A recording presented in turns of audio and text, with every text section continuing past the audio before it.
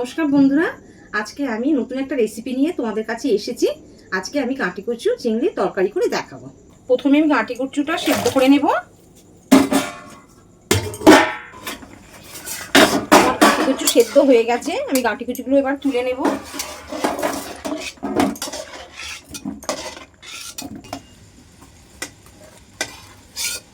কড়াইয়ের মধ্যে তেল দেব। চিংড়ি মাছগুলো কড়ার মধ্যে দিয়ে দিলাম, ভেজে নেব।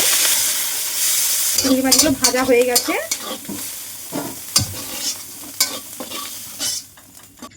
কড়ার মধ্যে তেল দিলাম, গোটা জিরে, শুকনো লঙ্কা, তেজপাতা তেলের উপরে দিয়ে দিলাম। কাটা পেঁয়াজটা দিয়ে দিলাম। আদা রসুন কাঁচা লঙ্কা একসঙ্গে বেটেছি, সেটা দিয়ে দিলাম। এবার টমেটো কুচিটা দিয়ে দিলাম। এবার সিদ্ধ করা গাঁটি কচুটা দিয়ে দিলাম। একটু লবণ দিলাম, একটু হলুদ দিয়ে দিলাম। ভাজা চিংড়ি মাছটা দিয়ে দিলাম পুরোটাই। এবার অল্প একটু জল দিলাম, একটু কষিয়ে নেব।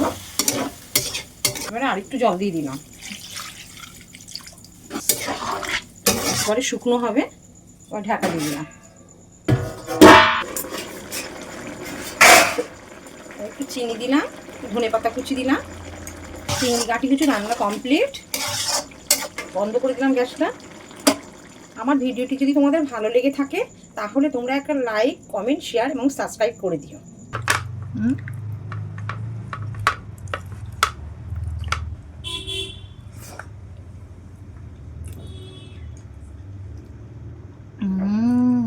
দারুণ।